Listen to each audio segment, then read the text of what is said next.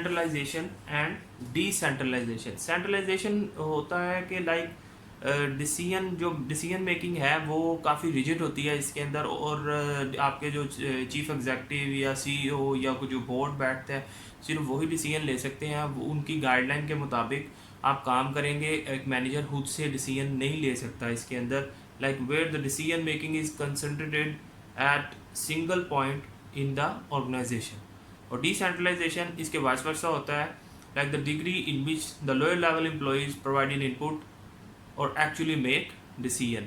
अब ये different situation के लिए डिफरेंट होती है। लाइक आपका अगर स्टाफ हाईली वेल एजुकेटेड है तो फिर वहाँ पे डिसेंट्रलाइजेशन मुनासिब रहेगी, फिर उसको ज़रूरत नहीं पड़ती कि आप वहाँ पे सेंट्रलाइजेशन रखें। लेकिन अगर एक ऐसा स्टाफ है कि जो हाईली एजुकेटेड नहीं है तो फिर वहाँ पर आपको सेंट्रलाइजेशन ही रखनी पड़ती है।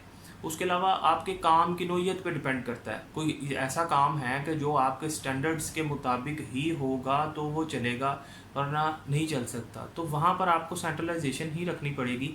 और बाज़ औक़ात ऐसे होता है कि सेंट्रलाइजेशन और डिसेंट्रलाइजेशन का मिक्सचर भी बनता है कि जो मुख्तलिफ जो आपके मामलात हैं उनको चलाने के लिए आप कभी सेंट्रलाइजेशन यूज़ करते हैं और किसी डिपार्टमेंट में डिसेंट्रलाइजेशन यूज़ करते हैं।